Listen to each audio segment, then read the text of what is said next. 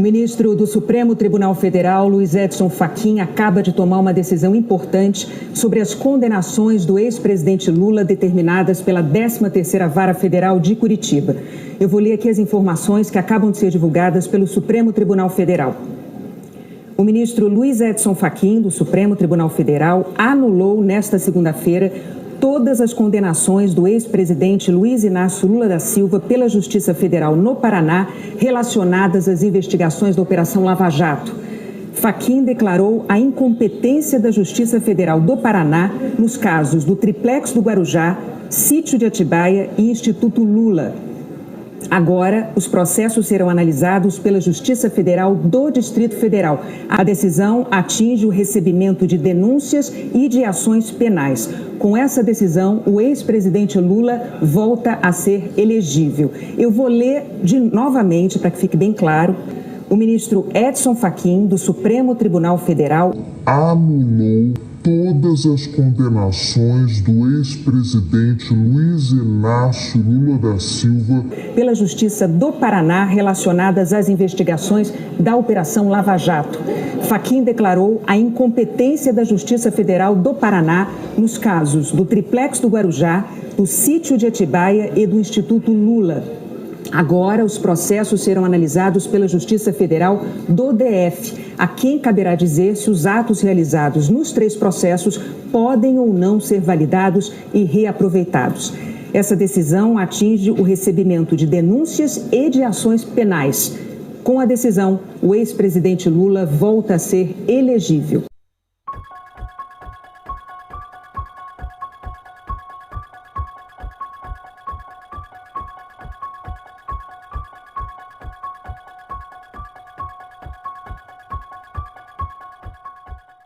E eu espero que o Bolsonaro esteja assistindo o nosso programa, o Bolsonaro saber que não tem jeito esse país se não houver um salário emergencial de R$600 até terminar essa pandemia. E que essa pandemia só vai terminar quando tiver vacina para todo mundo. Então deixe de ser ignorante, presidente. Pare de brigar com a ciência. Pare de tentar falar para os seus milicianos. Fale para 220 milhões de pessoas e sabe o seguinte, quando tiver vacina para todo mundo, aí todo mundo vai voltar a trabalhar com máscara, com álcool gel, com local de trabalho higienizado, a gente vai ter menos gente no hospital, a gente vai ter menos morte e a economia pode voltar a crescer. E o Estado tem condições de fazer financiamento. No Brasil, são 12 milhões de casos com 320 mil mortos e somente ontem morreram quase 4 mil pessoas. Então, eu acho que nós estamos vivendo um genocídio, não um genocídio de Estado como foi o genocídio contra os negros ou contra os indígenas, porque é um genocídio praticado pela irresponsabilidade de um único homem, que brinca com a doença, que zomba da doença, que inventa remédio. Agora eu estou torcendo, porque agora entrou o ministro da Saúde de novo. Deus queira que o novo ministro atenda o apelo dos governadores, que têm feito um trabalho muito duro, dos prefeitos, porque é na ponta que chega o problema. Então eu queria expressar minha solidariedade ao pessoal da saúde, às famílias dos mortos, aos governadores que estão tentando lutar, aos prefeitos que estão lutando. E eu nunca conversei com o Bolsonaro, dizer, Bolsonaro, quando é que você vai assumir a responsabilidade de parar de brincar e governar esse país? Se você não sabe discutir economia, se você não sabe discutir desenvolvimento, pelo amor de Deus, aceita o conselho da ciência para cuidar do coronavírus. Fecha a boca, Bolsonaro. Não adianta ficar falando bobagem, deixa o médico falar por você. Da mesma forma que você não sabe falar sobre economia, não fale sobre saúde. Deixe o seu ministro da Saúde falar, deixe o pessoal do SUS falar, deixe os governadores e os prefeitos falar. Essa gente acredita que a Terra é plana. Eu acredito que a Terra é redonda e o mundo gira. E essa verdade vai vir à tona. Eu, por exemplo, estou muito tranquilo porque a Lava Jato saiu da minha vida. É o que eu queria desde 2016. Quando o meu advogado Cristiano e a Valesca fizeram o primeiro habeas corpus. A gente dizia que não tinha nenhum indício para me levar para Curitiba, mas era preciso me levar porque se eu não entrasse na Lava Jato, não tinha valor a Lava Jato. Era preciso pegar o Lula, porque o objetivo era tirar o Lula das eleições. Pois bem, 5 anos depois, o Fachin toma a decisão. Então hoje eu posso te dizer que eu não tenho mais nada com a Lava Jato, que eu continuo dormindo tranquilo. Eu tenho certeza que o Moro não dorme tranquilo. Tenho certeza que o Dallagnol não dorme tranquilo. E eu tenho certeza que essa gente vai ser julgada ainda. Essa gente não pode achar que não fez nada para esse país, essas pessoas ficarem impunes. A pergunta que eu te faço é o seguinte: qual é a confiança que o presidente Bolsonaro passa ao povo brasileiro?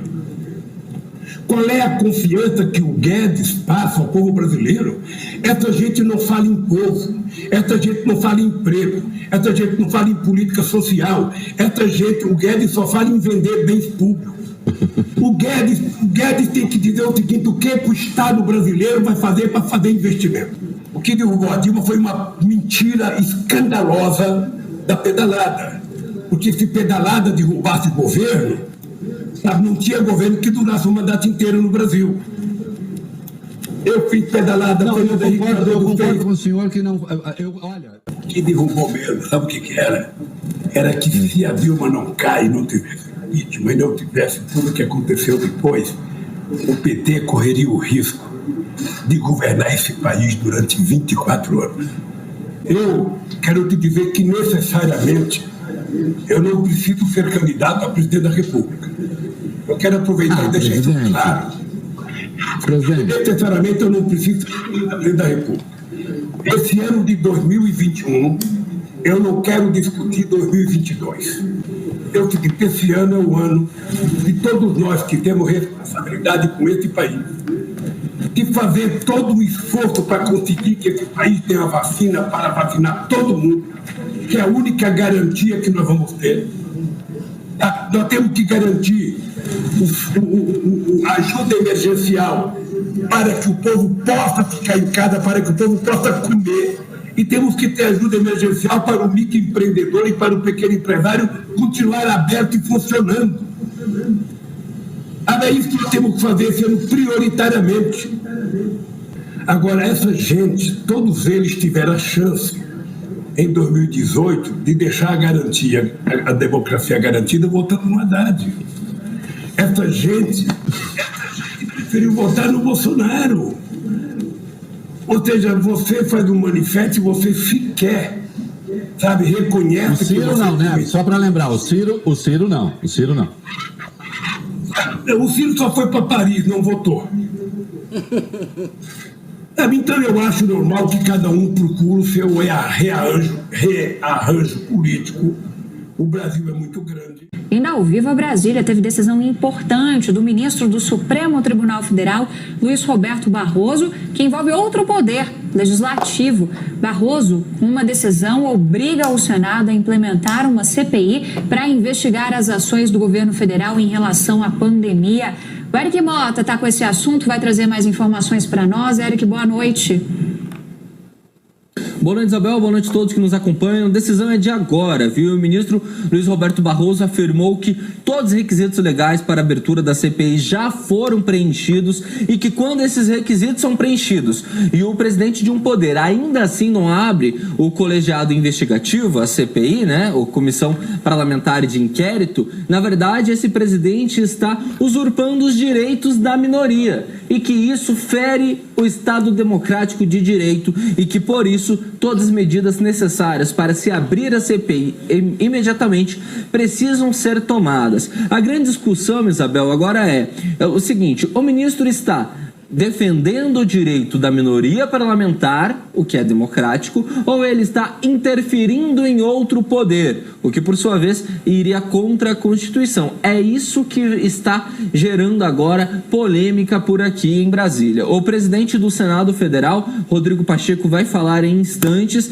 e essa fala do Pacheco vai ser essencial para a gente medir a temperatura e ver, Isabel, a quantas anda a febre quanto a este assunto, viu? Pois é, né, Érica? Até porque não é um pedido de hoje, 8 de abril. Esse pedido de abertura de CPI lá no Senado foi apresentado no dia 15 de janeiro. E até então, o presidente do Senado, Rodrigo Pacheco, que é o guardião da pauta e que teria ali como pautar ou não esse assunto em plenário para decidir, né, com os demais senadores, não fez isso. Ele estava segurando ali essa CPI. Isso é uma prerrogativa que todo presidente do Legislativo tem, né? E isso irritou muito os senadores. Nesse meio tempo, a gente teve troca no comando do Ministério da Saúde. A CPI ela era muito voltada principalmente para a gestão de Eduardo Pazuello. Isso em relação às crises que nós tivemos, por exemplo, de oxigênio lá no Amazonas, isso em relação ao colapso do sistema de saúde, a falta de avanço no planejamento da vacinação no país, entre outros pontos, né? Então agora o Pacheco, que era tão cobrado e que vinha ali falando que não era o momento adequado para a CPI, agora vai ter que dar uma resposta também, né? E vamos esperar que não se crie ali esse ponto de instabilidade que a gente sabe que ocorre toda vez que um poder resolve, de certa forma, interferir em outro poder, né, Eric? E nesse momento especificamente, Isabel, já está acontecendo essa rusga. Eu passei a tarde hoje na Câmara dos Deputados, onde conversei com diversas lideranças, e eles colocaram, por exemplo, o fato da Lei de Segurança Nacional ser votada a urgência dela já na semana que vem, justamente como uma resposta ao Supremo, que está ameaçando botar ele para analisar ações referente à constitucionalidade da Lei de Segurança Nacional. Eu ouvi o seguinte de líderes hoje: a gente precisa legislar, mesmo que seja com urgência, antes que o STF tente legislar por nós. Portanto, na Câmara já está um clima meio estranho, vamos chamar assim, quanto ao Supremo. E agora, no Senado, pode ser que esse clima também seja gerado. Tudo isso vai depender de dois fatores. Tudo isso vai depender de dois fatores. Na Câmara vai depender do fato se o Supremo vai segurar, esperar a Câmara dos Deputados legislar antes de votar essas ações, e no Senado depende como agora o presidente Rodrigo Pacheco vai agir, Isabel. Presidente, a questão do ministro Barroso. Gente. Pessoal, para um pouquinho. Não sei. A questão sobre o ministro Barroso é sobre a decisão do Barroso de ontem, mandando, né, determinando que o Senado Federal instale a CPI da Covid contra o presidente Jair Bolsonaro. Não existe. É exatamente isso. A CPI não é para apurar desvio de recursos de governadores. É para apurar, segundo lá está na ementa do pedido de CPI, né, omissões do governo federal. Ou seja, uma jogadinha casada. Barroso, bancada de esquerda do Senado, tá, para desgastar o governo. Eles não querem saber do que aconteceu com os bilhões desviados por alguns governadores e alguns poucos prefeitos também. Agora, detalhe: lá dentro do Senado tem processo de impeachment contra o ministro do Supremo Tribunal Federal. Tem ou não tem? Eu quero saber se o Barroso vai ter coragem moral de mandar instalar essa CPI, esse processo de impeachment também. Pelo que me parece, falta coragem moral para o Barroso e sobra ativismo judicial. Não é disso que o Brasil precisa. Vivendo um momento crítico de pandemia, pessoas morrem, e o ministro Supremo Tribunal Federal faz politicalha junto ao Senado Federal. Barroso, nós conhecemos o teu passado, a tua vida, o que você sempre defendeu, como chegou ao Supremo Tribunal Federal, inclusive defendendo o terrorista Cesare Battisti, tá? Então, use a sua caneta para boas ações em defesa da vida e do povo brasileiro, e não para fazer politicalha dentro do Senado Federal. É isso aí, meu presidente. Se tiver moral, um pingo de moral, ministro Barroso, mande abrir o processo de impeachment contra alguns dos seus companheiros do Supremo Tribunal Federal.